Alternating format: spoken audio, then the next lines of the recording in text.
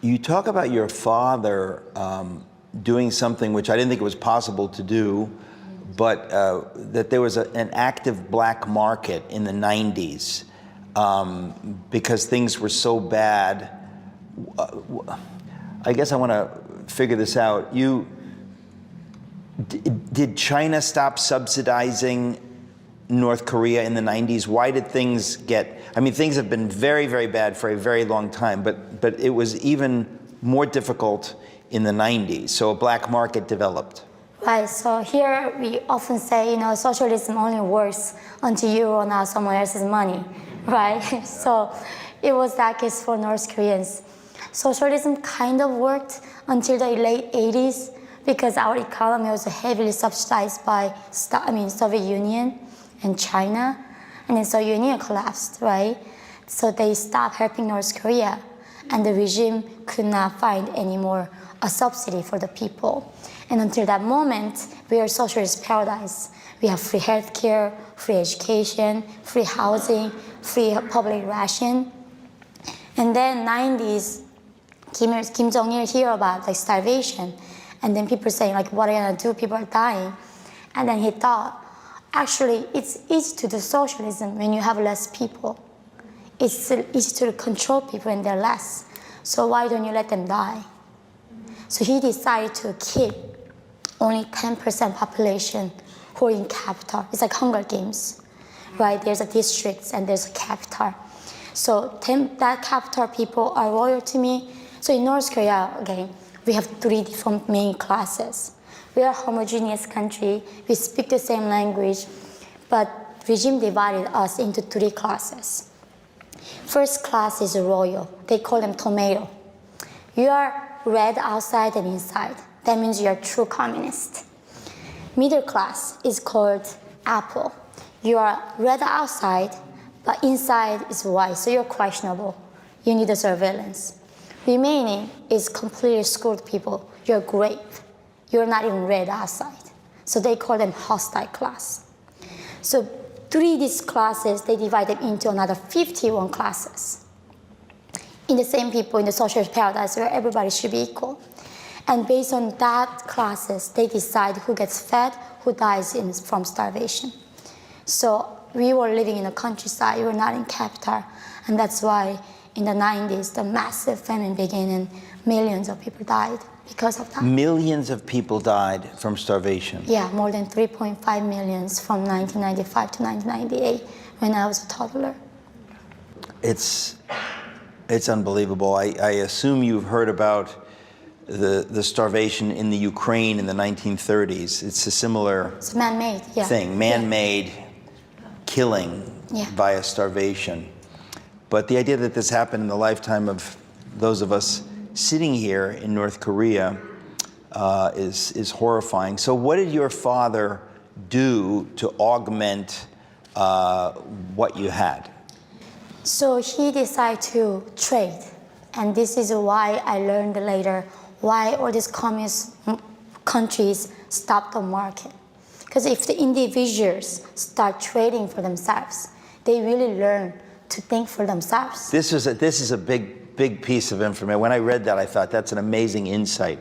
When people start trading, when there's some kind of a market, it teaches people to think for themselves. Yeah. So this is one of the reasons that the regime is against any Trading kind of market or trading. And then, so my father went to black market, and you say black market, it seems like selling drugs and weaponries. Black market in North Korea means you're selling dried fish, clocks and batteries and clothes. That's how we got into, selling dried fish and selling rice in the black market. That's how he fed me. That's how he fed you, and your sister, and your mother. Yeah. And how did the regime look the other way a little bit because they knew that we can't feed these people? The regime did not look away, but the officials did. So officials are unbelievably corrupt. North Korea is the most corrupt countries. And if you go to any socialist country, it's so corrupt, right? Even Soviet Union, they had to bribe the doctor to see the doctor. And North Korea like that. If you don't bribe the doctor, they would refuse to operate on you. they will not save you, even if you die. So like the officials were receiving bribes from my father and letting him do the business. So you talk about this, that it's a system of tremendous corruption. I mean, it's hard for us to imagine. But your father was, in a very limited way, thriving for a little while. Yeah. How old were you when things were going relatively well? I say relatively because they weren't going well, but compared to others in North Korea. When I was 6, 7, I ate 3 times a day. And for North Korean standard, that's like out of this world. I did not eat steak or like meat, but I ate some grains and kimchi. Do you guys know what kimchi is? Yeah. So I ate kimchi and some grains 3 times a day, and that was very luxurious.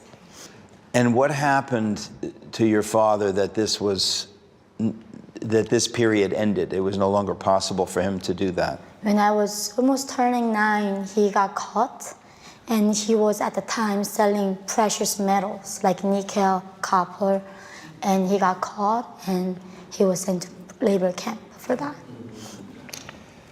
That was a very daring thing for him to do, and you describe it in the book. And I do mean it, folks, when I say that the first book that Yeonmi wrote, In Order to Live, this is like mandatory. I'm begging every one of you to read this book because you need to know the details. You'll see when you read it. You describe that things were so desperate that your father didn't care that he's doing something tremendously risky. He knew he can lose his life when he goes to this next level, because first he's trading simple things, but then into metal. He has to, and I think, do you say that he used the smuggling became very dangerous? He was using the railroad car of the dear leader. Yeah. It's unbelievable. Yeah. So in North Korea, train, like every train is funny. One country to one country in South Korea takes 2 hours from one end to end. North Korea takes more than a month because trains, like we don't have electricity. A lot of times people have to push the train to move, right? So literally, it's like, I remember my job was going to a train station to find out when train arrives. And I had to walk to the train station for like an hour. And here the train comes in a week and never comes in a week.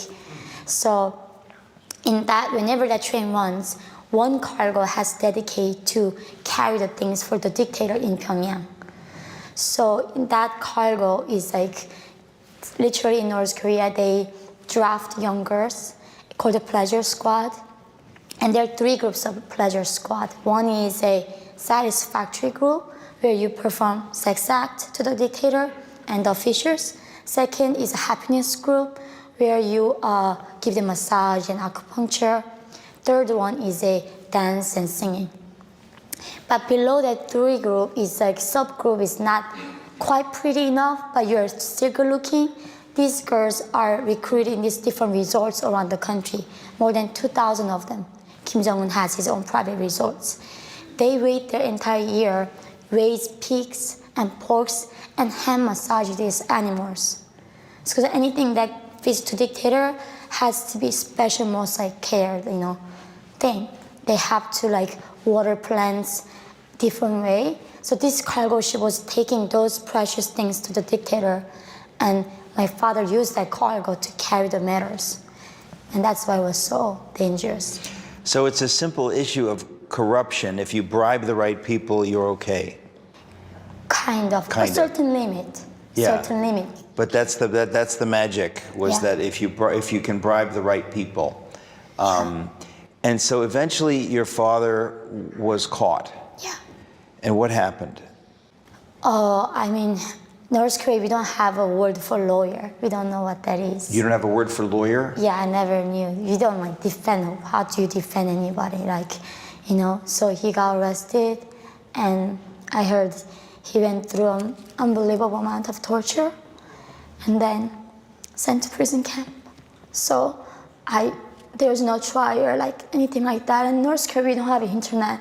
We don't write emails, like we don't write letters, nothing works. So I just didn't ever get to see him afterwards for a long time. When you were 11, you started trading yourself. Yeah. You entered business as an 11-year-old. Uh-huh. Tell us a little bit about that. So my very first attempt to survive in North Korea was bribing the guard in the orchard. I gave In the him orchard? Yeah, North Korean moonlight. This very murky drink, alcohol that you make. And then I bought it and gave it to the orchard guard. And then I bought the persimmons. I carried them and then sold them in the black market. So you bribed the orchard guard with alcohol, but you had to use money to get the alcohol. My mom lent me money. to pay for the alcohol, to bribe the orchard guard, to get a few persimmons to sell. Yeah, but my mom shut down the business because I had to walk the orchard, right? And it miles, takes like 6 hours to walk there and come back 6 hours. So my shoes would run off. My mom is like, the money you're making not even enough for me to buy you a pair of shoes. So she eventually shut down the business.